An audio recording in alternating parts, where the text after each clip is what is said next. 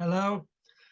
Today is Spring Equinox 2023 and Spring Equinox is also the specific moment in the year of the salmon's leap, when the sun transitions from Pisces into the first degrees of Aries, and that's a leap from Pisces, which is the fish, the salmon weir,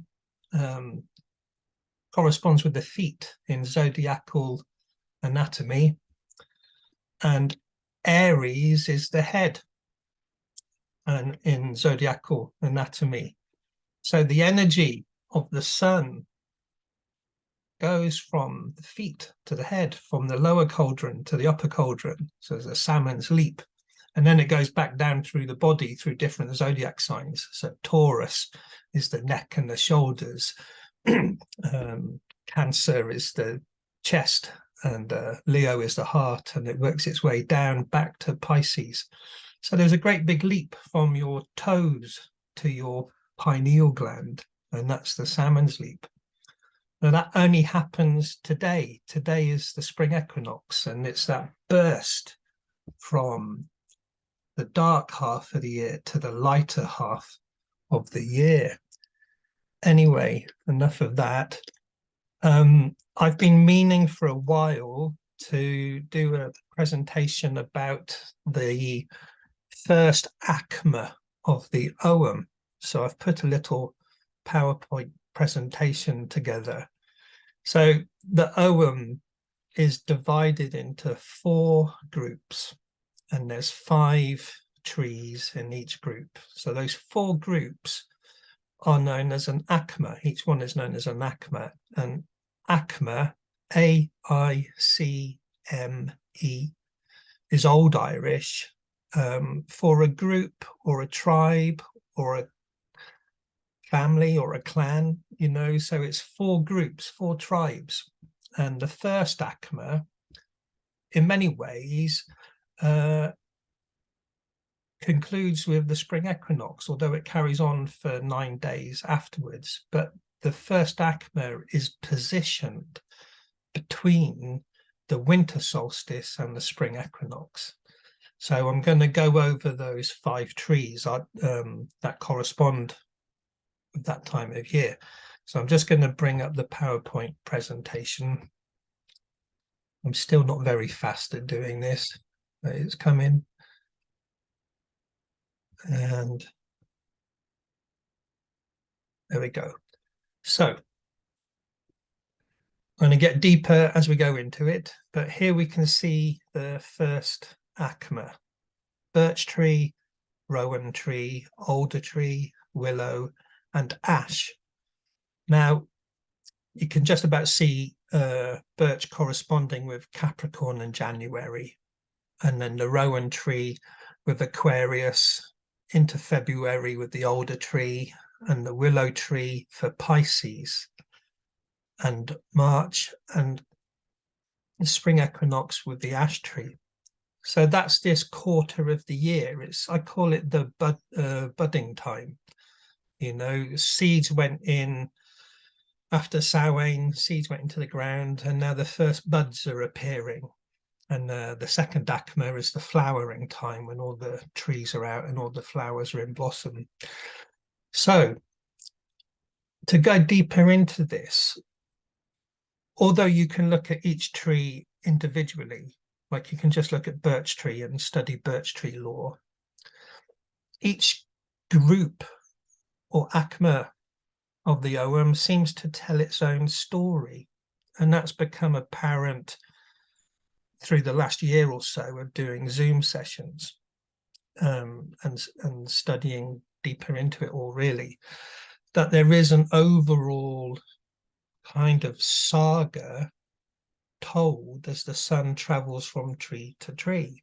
Now this is utterly subjective, so a sanity warning, you know, this isn't old Irish dogma, is very much modern day ponderings, but I think they're fairly intelligent ponderings based on the patterns of the ogham. So, you know, the ogham goes back, the list of trees goes back to the 14th century, 1390, and the ogham grove just places them in a circle. It's as simple as that. So there's 20 trees in a circle, and that can be traced, the 20 trees can be traced back to the 14th century. Enough of that. So here's the whole wheel of the year, and it's divided into 4 quarters, the 4 akma. Kind of, if you look down at the bottom, you can see the yew tree in the roots of the main tree, and to the left it says budding time and blossoming time and fruiting time and seeding time. That's the 4 quarters of the year. Now, yew tree is the winter solstice, and it's the rebirth of the sun. But before that happens, there's a descent into the darker half of the year. So I've shaded in the bottom 2 quarters to be darker than the top. So it's like the year is divided into 6 months of darkness and 6 months of light. And to the right-hand side at 3 o'clock, you'll see the arrow pointing down for the elder tree. And the elder tree is the autumn equinox, and from the autumn equinox onwards, the days are short, the nights are longer, and just darker half of the year begins at autumn equinox. And so at 9 o'clock, the ash tree, the spring equinox, there's a jumping out of the darkness into the days of light. So it's a kind of yin and yang way of looking at the year, really, but the dividing line is the equinox line, autumn equinox and spring equinox. And the darkest night, shortest day is the yew tree, winter solstice at the bottom. And the longest day, shortest night is the apple tree, summer solstice at the top. Now, what became apparent to my imaginings is that each quarter has the suggestion of some wisdom teachings or ancient mystery school mysteries, and that's a huge topic in itself. But it does seem to be being played out, especially with the star lore and the mythological lore from the Celtic mythology corresponding with the trees and so on. So I'm going to talk us through that. But I'm still feeling my own way. So these are just observations, work in progress, and so on. But for certain, when we do group meditations, going from Birch tree to Rowan tree to Alder tree, the logic of the different gods and goddesses being invoked is based on this kind of observation of the 4 quarters. Now, I'm going to zoom into the lower half of this circle, the year wheel. So at 3 o'clock with the elder tree, I don't know if my head's in the way, it probably is. The sun is traveling into the autumn and then down into the winter, and it goes from the elder tree, autumn equinox, and the final akma or group of 5 is the pine tree, the gorse, the heather, the aspen, and the yew tree. Now, here's something that is objective, I suppose. You know, of all of the 20 trees in the ogham, heather and gorse, not even really trees, they're shrubs, but heather and gorse are specific to a type of geography, a type of terrain, a type of landscape. And they are specifically shrubs of the heathland. They're not forest trees. They're in the wild heaths, usually cliff tops above the ocean and stuff, or, you know, Dartmoor, Bodmin Moor, those kind of places. So sparse of trees, shrubs, and wildness, you know. So the wild heath suggests then a deliberate placement of the heathland shrubs at a time of the year that corresponds with Samhain, and in Celtic mythology, the wild hunt. You know, the wild hunt across the wild heath. And there's deeper lore that could go into that, but it suggests then that the final akma, the descent from autumn equinox to winter solstice, is this wild hunt across the wild heath. That's just an example of how each quarter of the year has its mystery intrigues, you know. So for the first quarter then is from the yew tree at winter solstice to the spring equinox. And just as gorse and heather are uniquely heathland shrubs, of all of the 20 trees in the Ogham, the alder tree and the willow tree are specifically trees that love being by the water. You know, so, and this corresponds with the star law of that time of year, with Aquarius, the water pourer, and Pisces, the fish. This is the watery quarter of the zodiac. And the water-loving trees, alder and willow, have been placed there. Again, that's not me. That's the 14th century tree list just doing that. That the heather and gorse, the heath, corresponds with Samhain, and alder and willow correspond with the water. It's very interesting. So this water's edge, I've called it that. It's just, I don't know what to call it, but I just called it the water's edge. I could equally call it the salmon's weir, would make sense for the mythology of Taliesin. You could call it the salmon weir because it fits in with the star law of Ceridwen and Taliesin. And quite obviously, you know, Pisces is the fish of the zodiac, so it fits in with all of the salmon of wisdom things, which is going to become quite apparent. Now, we're going to look at the birch tree, the rowan tree, the alder tree, the willow tree, and the ash tree, and see the general story being told by the first 5 trees of the rising, you know. So there at autumn equinox there was a descent into the darkness, into the winter time, through the wild hunt to the winter solstice moment, and that could be seen as a descent down into the dark. And then at winter solstice there's this rebirth of the sun, and that's as low as you're going to go. So from there there's a rising energy. So from the burst of the rebirth of the sun, the birch tree is the first tree of the Ogham, and it's the first tree of this rising energy. And as we go from birch to rowan to alder to willow, eventually we're going to come out of the dark half of the year into the light half of the year. And that's today, spring equinox.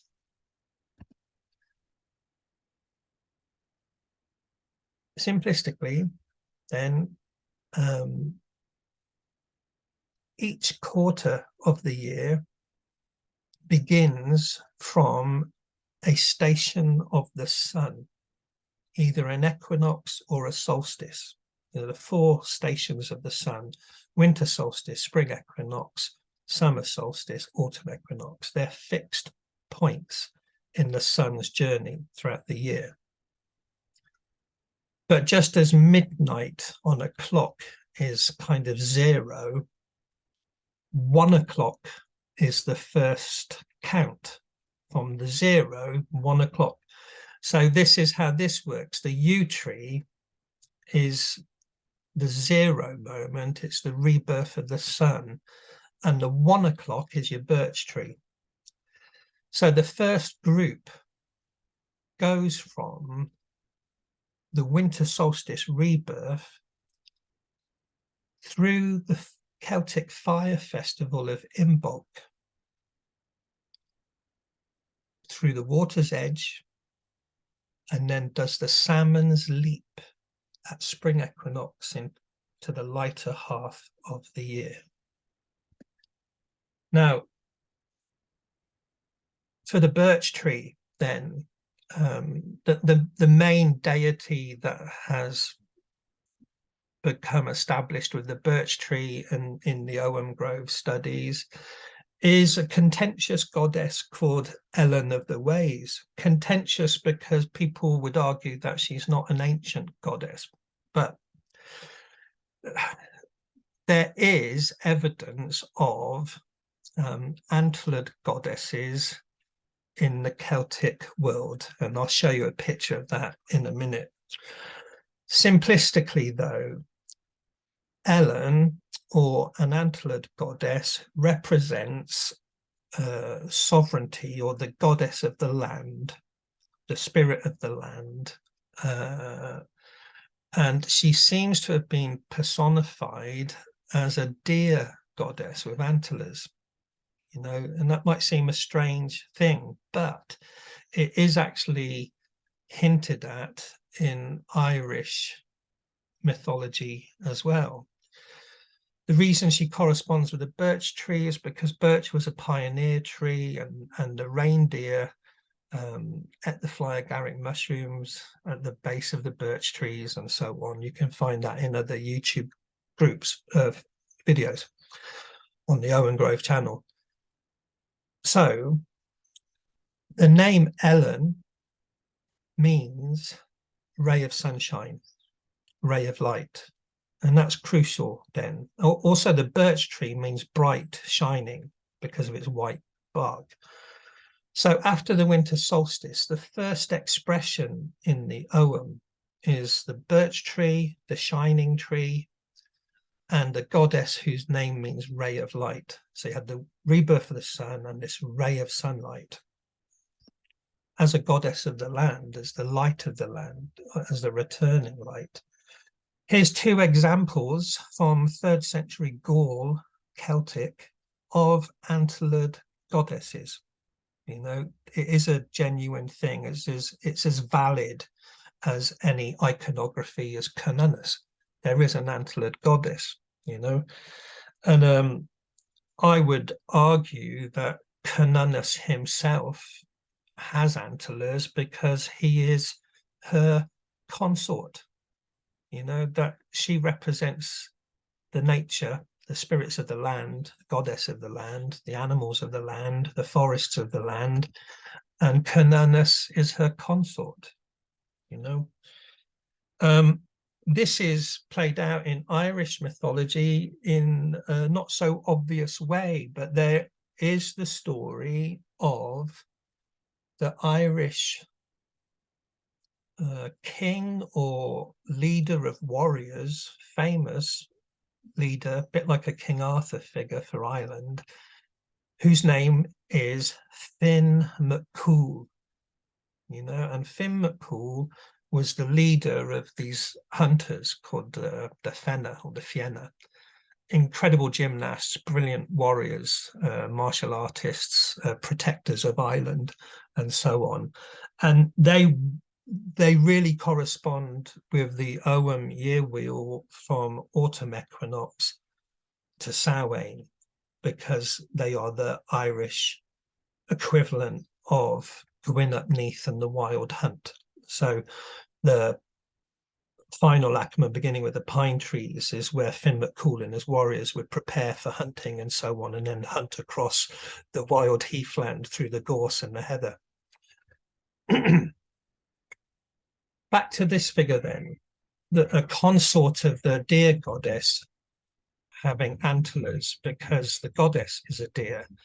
Finn McCool fell in love with a fairy maiden who had been turned into the form of a deer, apparently by an evil druid. This is a medieval story, so it's a garbled hash of pre-Christian motifs. But basically, Finn's queen or goddess or sovereignty figure was this fairy woman turned into a deer. Her name was Scythe. And cutting a long story short, she and Finn McCool have a child. And the child is called Oisin. And Oisin means little deer. So Finn himself was married to a deer goddess, and their child was a little deer, you know. So it's no stretch of the imagination really to see Finn McCool as a stag lord, you know. His love is a deer and his child is a little deer.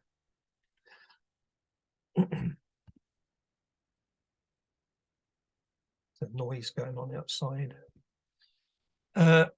Oisin, the son of Finn McCool and Scythe, the deer goddess, became a very famous Irish bard. He's a bit like Ireland's equivalent of Taliesin, you know. And it's related, the two stories, Taliesin and Finn McCool, they're both connected with the salmon weir. You know, Finn famously burns his fingers cooking the salmon of wisdom and absorbs all of the wisdom from the salmon of wisdom. And Taliesin is found in a salmon weir after the rites of Ceridwen. So both Taliesin and Finn McCool had partaken of the salmon of wisdom. And that was the inheritance, if you like, of Oisin, the little deer, the son of Finn McCool. The interesting thing then is that this first akma is heavily suggestive of the mysteries or mystery rites of a bardic tradition. That is the mysticism and symbolism that would be required of an advanced bard to weave their stories that have deeper meanings for teachings and so on. So the second tree of the first akma is the Rowan tree, and the Rowan corresponds with the Irish goddess Brigid, you know, and Brigid or Brigid or Breed or Bride, or even in Britain, Brigantia, is the goddess of poetic inspiration, you know. So again, she's the main influence of the first akma. But as well as being a goddess of poetic inspiration, she's also a goddess of healing. And as well as healing, smithcraft, or just crafts in general. But there's this kind of suggestion then of creativity, creative fires of creativity. And her main symbol in Kildare in Ireland was an eternal flame burning, this perpetual creative fire. So then going back to Winter Solstice with the group meditations we've done, you have the rebirth of the sun at Winter Solstice. And then with the birch tree, there's Ellen, or the goddess of the land, is that ray of sunlight following the rebirth of the sun. And then passing on from the birch tree and the ray of sunlight to the Rowan tree is the goddess of the eternal flame.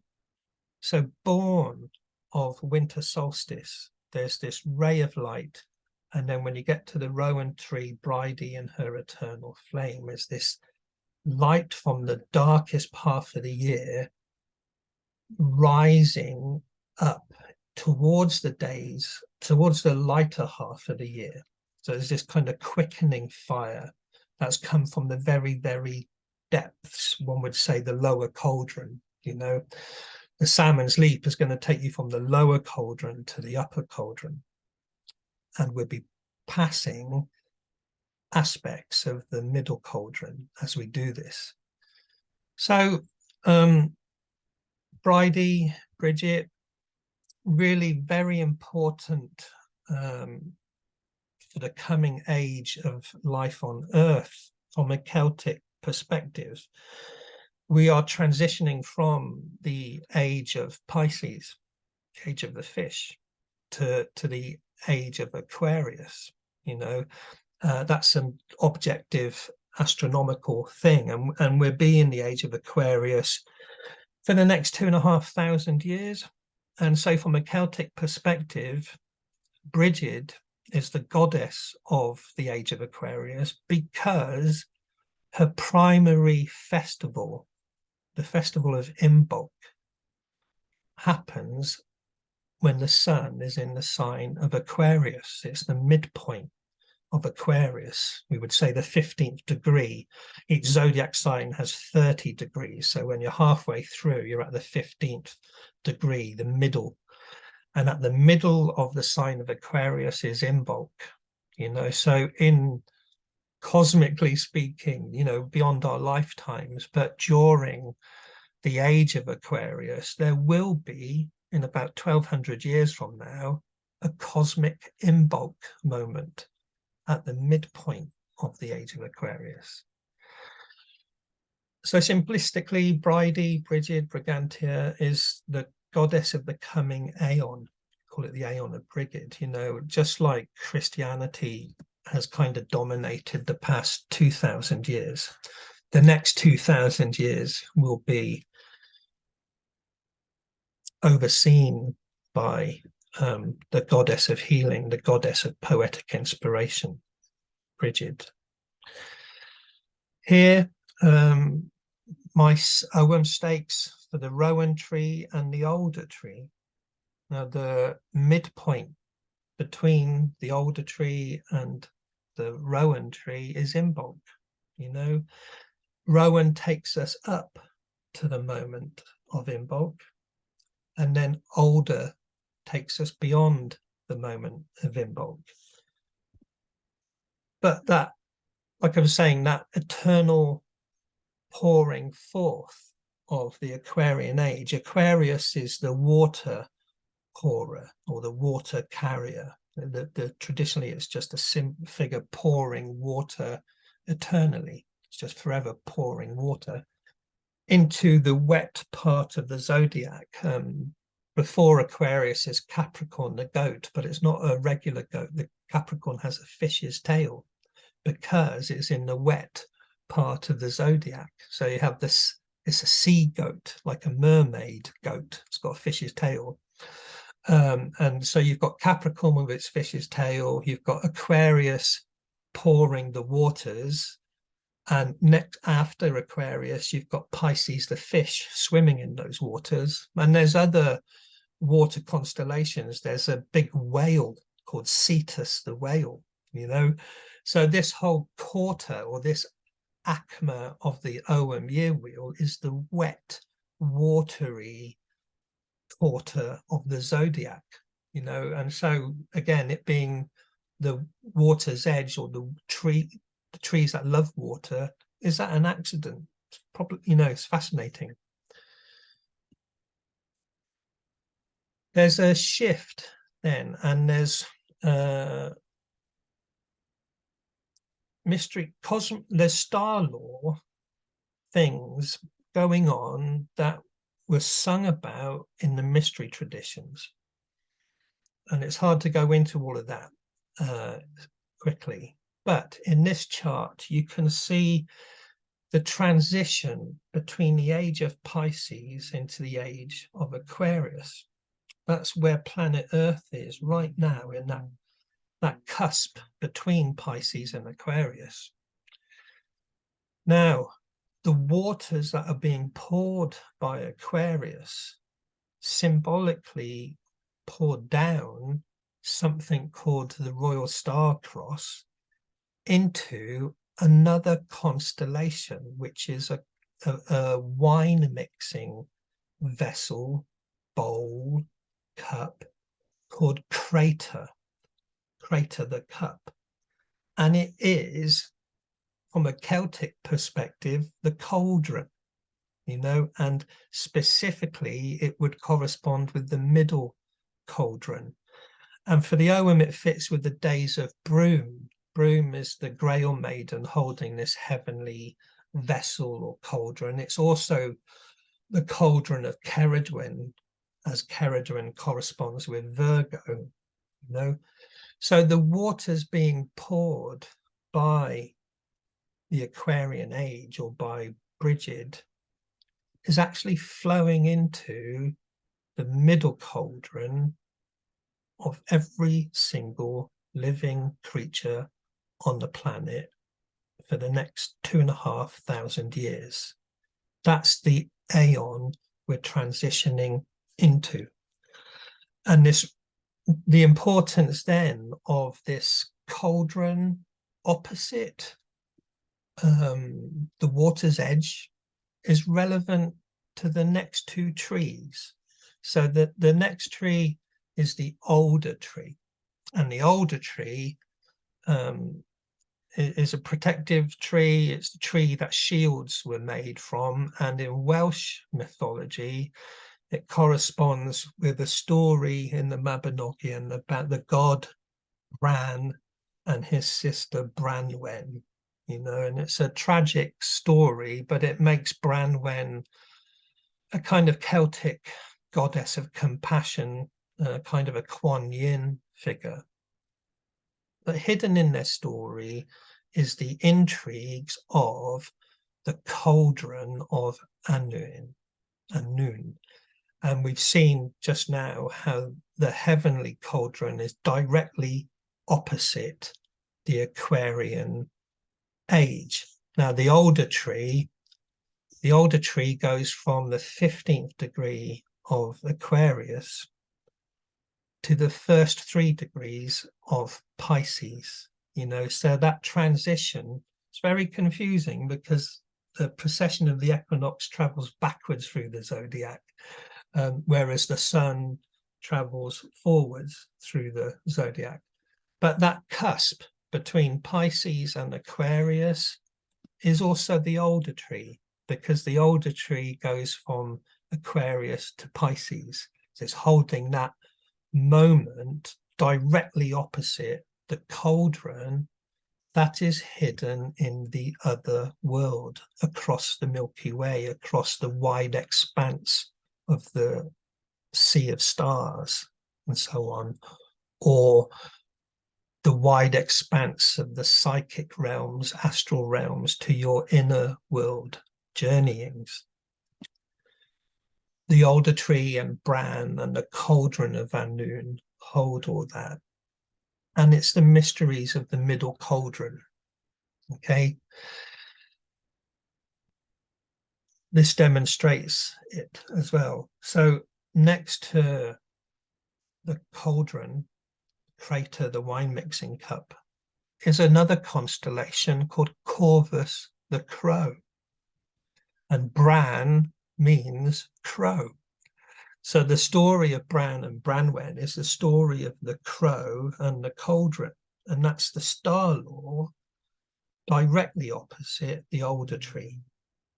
You know, we'll deal with that in the third akma when we travel all the way round to the days of Broom. We'll look at that deeper. We'll look at the Middle Cauldron then, because Broom is the summer queen, the Grail maiden, holding the cauldron of the mysteries, holding the Holy Grail, if you like. So Alder takes us from Aquarius into Pisces. So we're now in the Salmon's weir, if you like. And the next tree after that is the Willow tree. Now, the mythology of the Willow tree relates it to the mystery of the 9 maidens. Now, Taliesin, in one of his poems, in the poem The Spoils of Annwn, is an obscure poem about the cauldron of Annwn, you know, and he describes the cauldron of Annwn being kept warm by the breath of 9 maidens. The breath also means spirit, you know. So this cauldron of inspiration, this cauldron of the other world, your inner holy grail, your middle cauldron, is kept warm by the breath of 9 maidens. And what is that? You know, that actually goes back to ancient Greece and the 9 muses. Remember, this first akma is all about poetry and inspiration and the cauldron of inspiration. And the 9 muses lived in a place called Helisson. Helisson is the place of willow trees, Mount Helisson. There were rivers that ran through the valley below Mount Helisson, and Helis means willow in Greek. And these streams that ran through the foot of Mount Helisson were the source of poetic inspiration, exactly the same as the Irish tradition of the source of the river Boyne and the 9 hazel trees, and the salmon of wisdom, you know, and coming from the source of that river. So again, just to recap this poetic inspiration, the light of inspiration from winter solstice and the rebirth of the sun, to the birch tree, which is the ray of sunlight, the light shining across the land, your internal landscape. Passing on the light to Brigid, who holds this eternal flame. And she holds Imbolc next to Bran, who is also a protector of the British Isles. You know, he's Brigantia's shield, literally protecting a land. And so he's the shield of Brigid too. But Brigid has her eternal flame, and then with the Alder tree is the first glimpse of the cauldron. Everything is in the cauldron. All of the poetry and the inspiration is in that cauldron. And then the willow tree has the 9 maidens keeping it warm. Again, it's this heat from rebirth of the sun, ray of sunlight, eternal fire, cauldron of inspiration, and the willow tree keeping it warm, keeping it cooking, keeping it working, you know. And there's massive things in that, you know, because that also corresponds with Pisces the fish and the salmon weir and the stuff, you know. And so from the Welsh tradition, you know, there's Ceridwen's cauldron and the 3 drops of inspiration, which is shown in this drum design of 9 owls keeping the cauldron warm, and the 3 drops of desired inspiration on there, waiting for Ceridwen's son, but accidentally they're going to end up with Taliesin. Similar to Finn McCool accidentally getting the wisdom from the salmon of wisdom. So there is this poster on the Owen Grove Facebook group of the Ceridwen's cauldron explaining all of its star lore. It's a star lore story, the shape-shifting chase when Gwion back turns into a hare, and Ceridwen turns into a hound and chases him, and then they become a fish and an otter and 2 birds and then a grain of wheat. It's all to do with very specific star lore that the Welsh bardic tradition was obviously aware of, at least as early as the 15th century. And maybe it's older, we don't know how old it is. This comes from the Haynes Taliesin, which is 15th century, you know, but the star lore is there, and Ceridwen herself gathered herbs every day according to the books of the astrologers. You know, the star lore is an important part of it. Eventually she consumes Gwion back as a grain of wheat at Lunasa, and it has to be Lunasa because 9 months later he is born at Beltane. So Lunasa is 9 months before Beltane. So that's all there in the story explaining how he was consumed at Lunasa.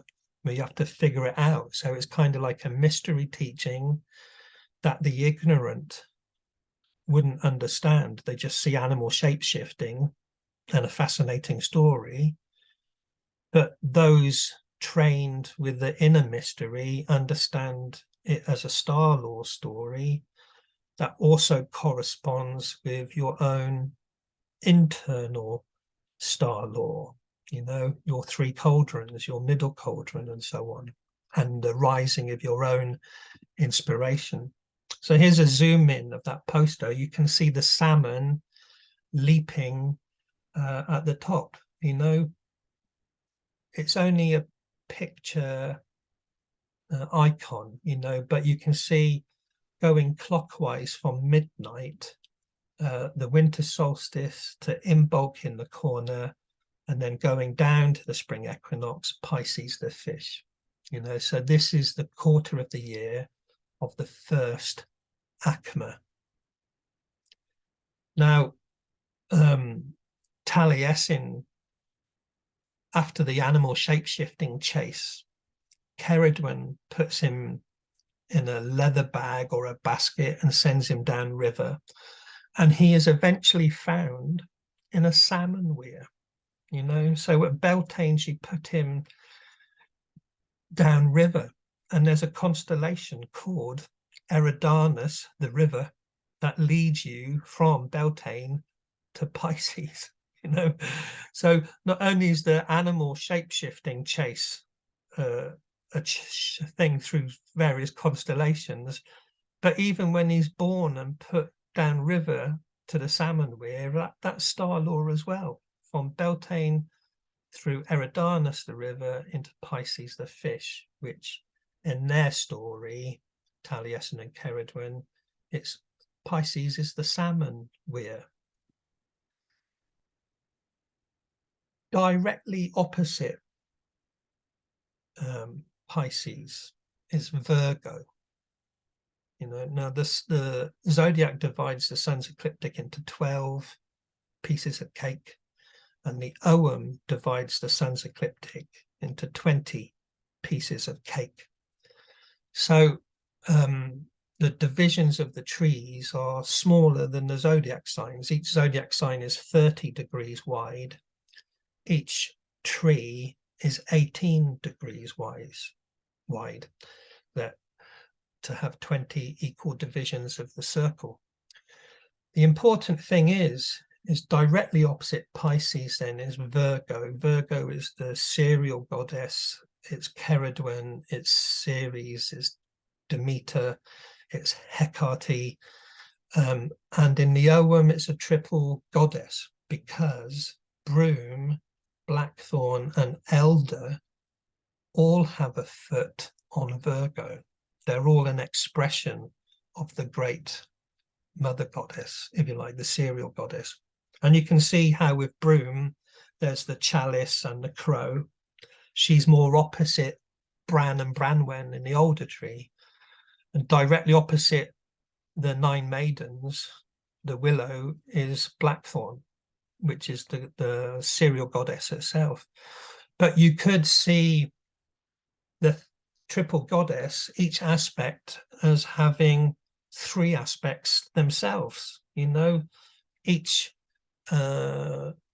very Celtic to make divinities triple.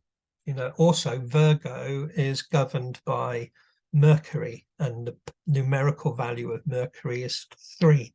You know, it goes 3 retrograde motions each year. So that's an awkward way, but a possible way of the triple goddess becoming 9 maidens. You know, that they divide into 3 themselves. Anyway, be that as it may, Alder on the right is half white, half dark, because she governs the autumn equinox, when the sun descends back into the darkness, you know. So she's holding that moment. But Broom, the maiden aspect on the left, has the middle cauldron, the Holy Grail, the crater, the wine mixing cup constellation. which corresponds with the sign of Leo, the lion. It's all there. It's all just star lore imagery, but it explains things in the Welsh mythology. For instance, Ceridwen's son is called Morvran, and Morvran means great raven. And here is the great crow in the heavens next to the cauldron. You know, interesting. I would argue that Ceridwen is a medieval bardic evolution from the serial goddess Ceres, who was in Wales during Roman times. There's evidence, archaeological evidence of the goddess Ceres in Caerleon and other places in Wales, you know. So the serial goddess of the ancient mysteries was in Wales long before, like nearly 1,000 years before the story of Ceridwen was written down. And it all fits the star lore of the heavenly cauldron, the raven, being the brightest star of Virgo is Spica. Spica is the ear of wheat, and Gwion Bac turns himself into a grain of wheat at this very moment in time, and she turns into a black hen, you know, black hen, black crow, and she consumes him at this moment in time to give birth to him 9 months later at Beltane. So all of the Ceridwen star lore is here. I'm getting carried away with myself.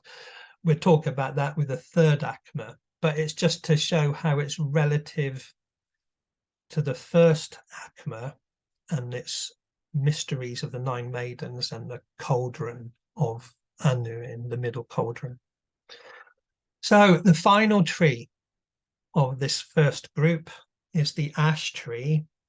I don't have any artwork for that yet, but in the recent Zoom session, which is now on YouTube for the ash tree, we've talked about how the ash tree corresponds with the young Irish hero god Lugh, L-U-G-H, who will eventually become king of the Duatha De Danann, you know, the Irish gods and goddesses.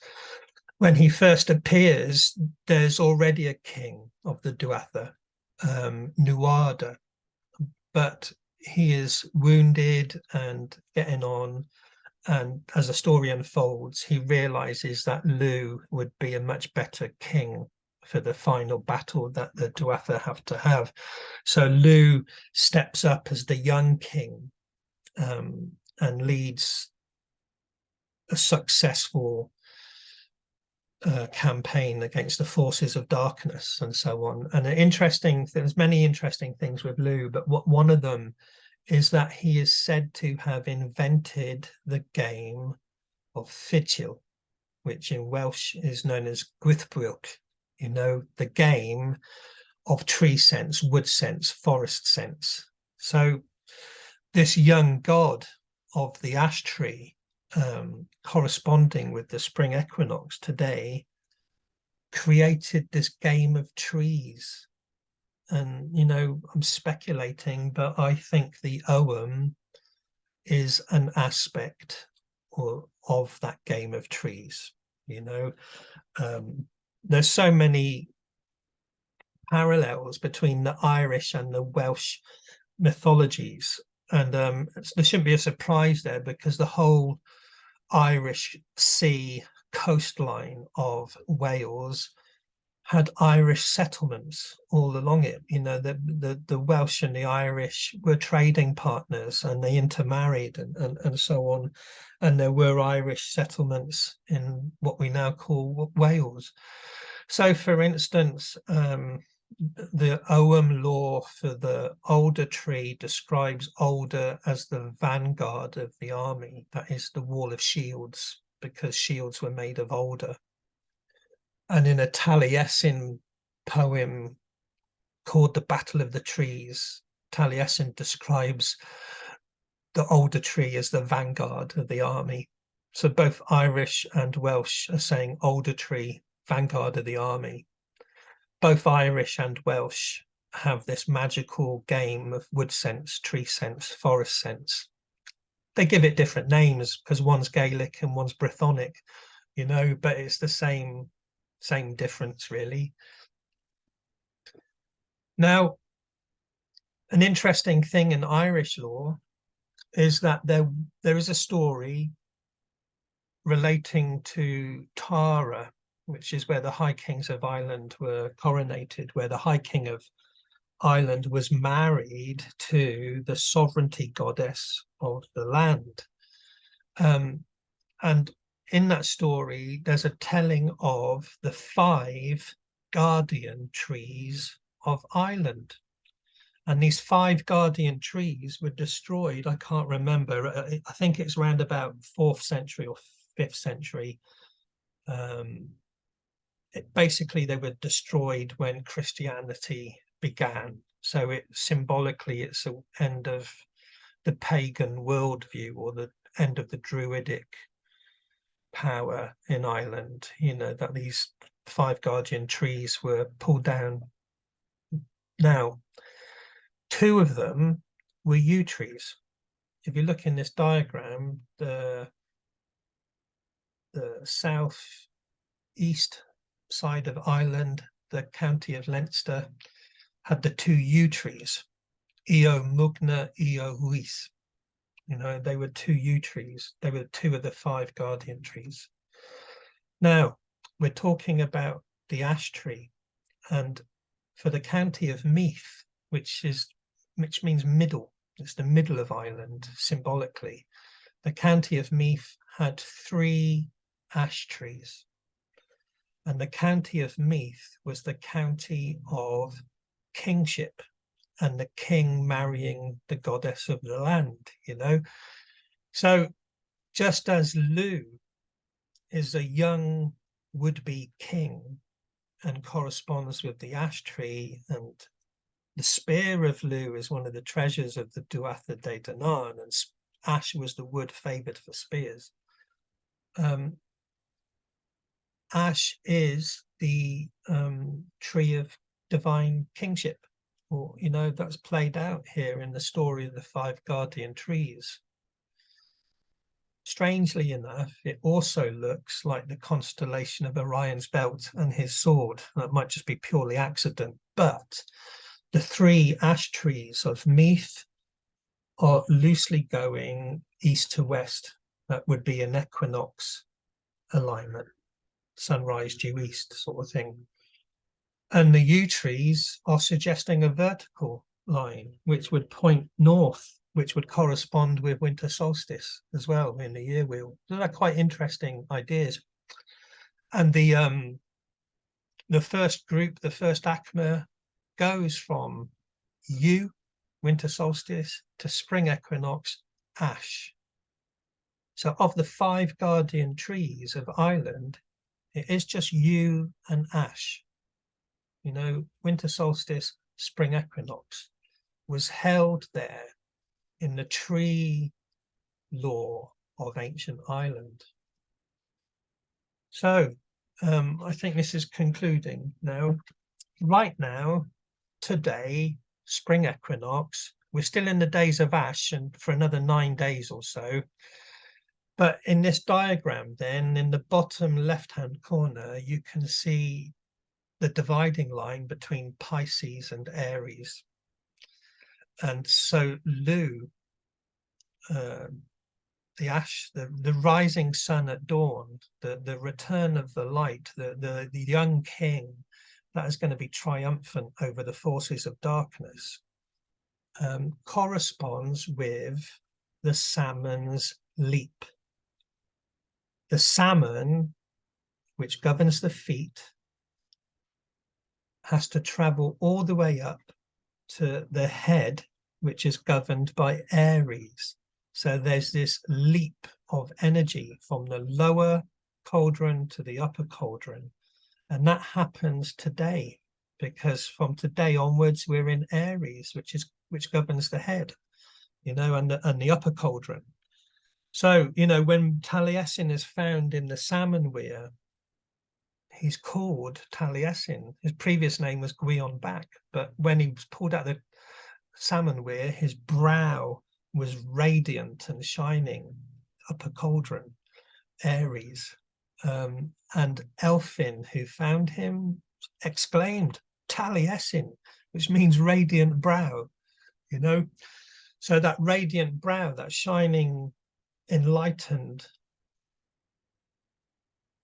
charisma of the forehead is achieved when one can draw up the endless source of inspiration from the lower cauldron into the pineal gland and shine it outwards.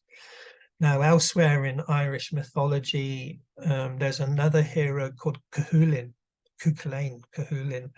and he's a young warrior. He's a son of Lugh. He's Lugh's son, and he has to prove himself on the Isle of Skye to be trained in the arts of martial arts by a goddess called Skathach. He wants to be her student, and he proves himself by doing an impossible gymnastic task, which is called the salmon's leap. And only Cuchulainn pulled it off. You know, he made that jump from the salmon weir up to the head, shining brilliance, the brilliance of youth. Aries is that fire in the head of inspiration and the radiant brow, and it's only achieved by the salmon's leap. So just to conclude then, if we look in the top right hand corner with Libra, and just before Libra is Virgo. Virgo is your triple goddess, goddess of the mystery traditions, which after interacting with the goddess of the mystery traditions, then at autumn equinox, there is the descent, a descent into the mysteries, going deep, deep, deep, down, down, down into the darkness, through the wild hunt, across the wild heath, to the darkest depths, winter solstice. And then after that, there's this rising from the winter solstice rebirth of the sun to the ray of sunlight with the birch tree, to the eternal flame of the Rowan tree, to the awareness of the cauldron within you, the middle cauldron. You know? And then the 9 maidens keeping that cauldron warm. And then the initiate then has descended into the mysteries and is rising out of the mysteries, and the successful initiates burst out of the salmon weir with radiant brows, you know, become enlightened bards. I'm sure, or I'm inclined to believe this is a glimpse of what certainly Welsh bardic mystery traditions were playing with. And it seems to be there with the Irish bardic lore too, but I'm still learning my bardic lore, learning my Irish lore. You know, there's a lot of Irish stories that are still to learn, but the similarities with the Welsh things are there, you know, and so the insights of Finn McCool gaining wisdom from the salmon of wisdom, you know, is the same as Taliesin in the salmon weir. And Taliesin becomes a great bard, and Finn McCool's son, Little Deer Oisin, is a great bard, born of a deer goddess, just like Ellen of the Ways.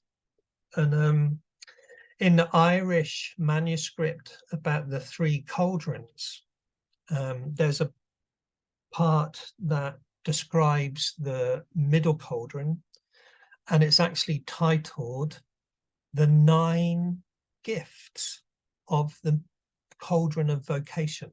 that's its English translation, the 9 gifts of the cauldron of vocation, and that's your middle cauldron having 9 gifts or 9 qualities, is exactly the same really as the Welsh lore of Taliesin saying the cauldron was kept warm by the breath of 9 maidens. So both Ireland and Wales have the Alder tree as the shield. Both Ireland and Wales have this mysterious game of tree wisdom, tree lore, wood wisdom. Amazing. And they both have Middle Cauldron lore emphasizing the number 9. You know, I'm convinced there's a great deal more to learn. And, you know, this is just me sharing insights from what has shown itself to me in the last year or two, certainly since we've been doing the Zoom sessions. So now we've got about 9 more days left of the ash tree, and that's the first akma concluded. So the next akma is the flowering time with the hawthorn tree, the oak tree, the holly tree, the hazel tree, and the apple tree. And the mystery tradition with that is all about, you know, yeah, it's Beltane, but it's also the rites of May, or really it's about the young hero proving himself to win the sovereignty goddess, to win her as his bride, you know, and the sacred marriage seems to be played out in the 3rd akma with Lunasa and the marriage of Lugh and Broom. You know, these are patterns being played out. So we'll explore the 2nd akma. I'll do a video like this at the summer solstice, because the 2nd akma is born of Spring Equinox, holds Beltane and the rites of May, and concludes with the summer solstice, the time of apple. The realm of apples is Avalon in medieval Norman Arthurian mythology. You know, it's the land of Hesperides where the golden apples are. So there are things to explore. Fascinating. It's ancient tree lore, it's Celtic mythology, but there's also classical star lore in there, because the Irish and the Welsh bards were familiar with Greek and Roman poetic history. They were inspired by the classical poets, you know, and so the rivers of Mount Helicon being the source of poetic inspiration and where the 9 muses lived is clearly harmonious to, or influenced, the Irish tradition of the source of the River Boyne and the 9 hazel trees and the salmon of wisdom and the source of poetic inspiration, you know. Enough. So there we go. Happy Spring Equinox to everybody. And can I shut that down? We had a bit of a wet one.